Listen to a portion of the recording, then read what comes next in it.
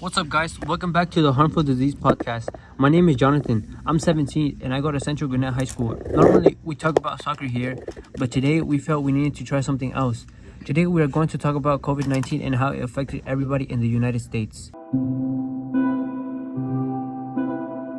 Today, I'll be joined by Jose. Adnan. Matthew. If y'all could introduce yourselves. Hey everyone, my name is Jose. I'm 17 years old and I go to Central Gwinnett High School. I'm a soccer player there at Central and I love to draw. Hi, my name is Adnan and I'm 15 years old and I go to Central Gwinnett High School. I also play soccer at Central Gwinnett and I like to play video games. Hi, my name is Matthew. I'm 15. I also go to Central Gwinnett High School. I like playing video games, especially FIFA. It seems kind of weird we're not talking about soccer today, but I like that we're trying something new. In today's podcast, we are going to talk about COVID-19. So, according to CCD, COVID was really hard here in the United States. It took many by surprise and made many scared. I was really frightened at the time when it started. I was in 6th grade when it started and I was just scared to breathe the air. Same here, Jose. I was very scared to go outside. I thought to myself, if I walked outside, I would get COVID. It was so scary that everyone had to get quarantined. Also, guys, did y'all guys know that COVID killed more than thousands of people and had many people in hospitals getting checked out? Wow, Matthew. Actually, it was a really scary time knowing that almost 500,000 people had a case under 4 months. I was in 5th grade when the COVID-19 started to be a thing. COVID-19 impacted people by causing widespread health fears, economic uncertainty, and social isolation. Yeah, Adnan. Remember how groceries and toilet paper were difficult to buy? That was pretty brutal because it's just so much work just to get, and it was difficult to see your friends as well. For sure, those moments made a difference. It showed how people were scared and how they didn't want to sacrifice themselves. Yes, do not forget how technology was during this time. We relied on it for school, work, and staying connected with your friends. Without it, I don't know how I would have gotten through it. Schools announced how it was way too dangerous to go, so it was hard to learn. Right, I get what you're saying. But it also made us realize the importance of face-to-face interactions. The lack of social gatherings really took a toll on mental health for a lot of people. Definitely.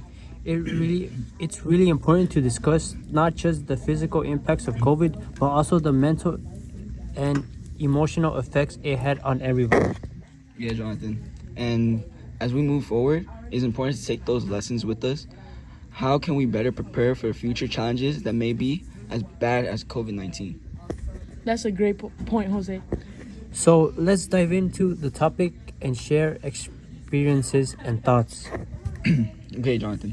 But first, let's talk about how COVID impacted the United States and how it affected us as well as people.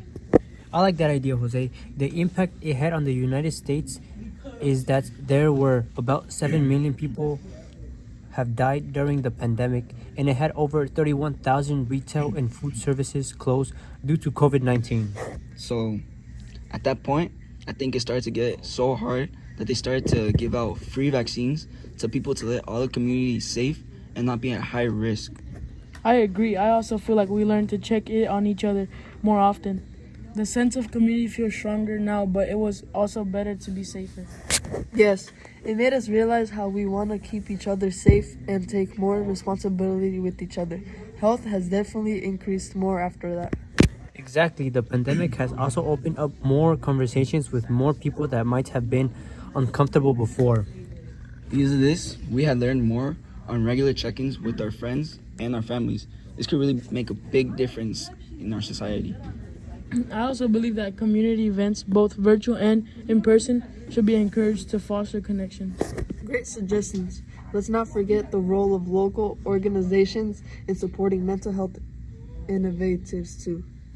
Absolutely. Collaborating with them can help spread awareness and provide sources for those in need.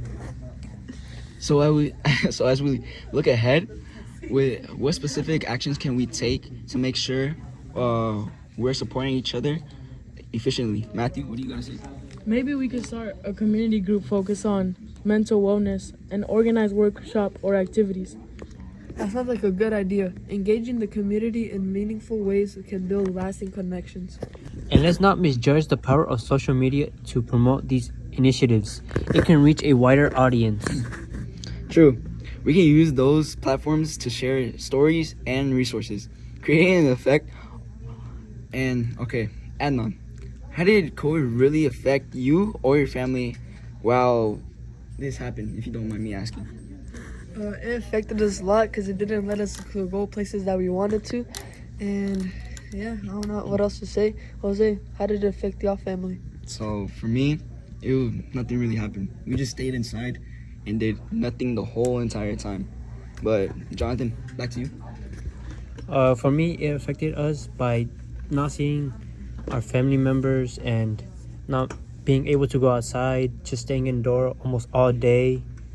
And Matthew, how did it affect your family and yourself? It affected my family really bad because we couldn't go anywhere. We had to stay indoors.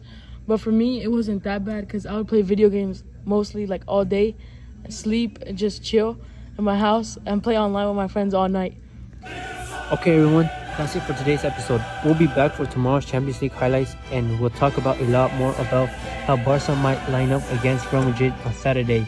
All right, see you on the next one. Goodbye, Peace. twin. Peace.